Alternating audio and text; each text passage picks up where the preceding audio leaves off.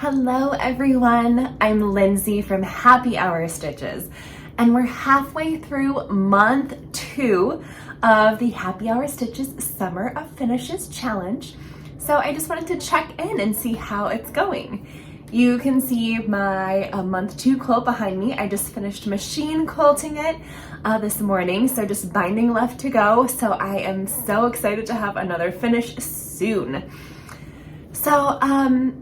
So grab a cup of coffee, curl up with a quilt if you want, and let's chat for a few minutes. I have some tips to share for making finishing your quilts more enjoyable. Now, before we begin, I just wanted to share a little bit more about the Summer of Finishes Challenge. So this challenge is aimed at helping us tackle our pile of unfinished quilt tops that just needs to be quilted and bound. And to keep us on track, I've set up a rough weekly schedule that you can follow if desired, and that will help us finish one quilt each month this summer. So I'm popping in with videos every now and again. I'm sharing helpful tips. I have tutorials I'm sharing, lots of social media fun, and also an exclusive newsletter. So for more details about the challenge, including the schedule, I have some helpful downloads and more, you can check out the video description. So now let's dive in on how to make the finishing process more enjoyable. If you're like me, the basting, the quilting, and the binding process are steps you have to get through, but not necessarily steps you love. And because of that, I have to find ways to make these steps more fun so that I go through them and I can have finished quilts in my house. So the list I'm sharing today, it's not exhaustive. It's just a few ideas that I have from my own life that I do. So if you have other ideas, feel free to leave comments so that you can share those with us, and we can all find more ways to make the finishing process more fun. One of my favorite things to do when I machine quilt a quilt or hand bind a quilt is watch a movie or a TV show while I do those things. It does have to be something that I've seen before, or maybe something I don't have to pay really close attention to the plot line for. So a lot of times for me, it's like old episodes of The Office or Seinfeld. And then during the winter, the holidays, I watch Hallmark movies all the time. So things like that where I can just have it on in the background and be entertained, but also be doing some machine quilting or another step of that process. I also I could do music, podcasts. My favorite thing to do is audiobooks. That's for me, like one of my favorites. I just think time can fly especially when I'm machine quilting and I'm listening to an audiobook, a really good audiobook. I put my headphones in and just kind of zone into that. And then it kind of almost feels like I'm multitasking, because not only am I getting a book crossed off my to-read list or to-listen-to list, but I'm also making progress on a quilt. So it kind of feels fun to pair those all together. Now, if you have quilter friends in the neighborhood or in the area, you could always invite a few of them over and have like a mini quilt retreat together. It could just be for like an afternoon or a whole day if you want to be crazy. That way it kind of feels like when you're finishing your quilt, it's like a group activity. You have others there to chat with, you can have snacks, you can play music. It feels fun, like an event, like something special. And sometimes those hard things we have to do, like finishing a quilt, become a little easier when we have that support group around us who can cheer us on while we're doing it.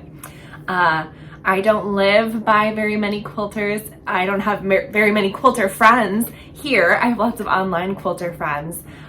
So every once in a while I'll get together with somebody and we'll have like a little sewing day, but it doesn't happen often and I wish it happened more. So if you have those friends in your life, make sure you're making time to sew with them, because I just think quilty friends are just the best. Now, if it's a nice day outside, which to be honest, this summer has not been nice. It's either been so hot or it's been like rainy here in central Iowa where I live.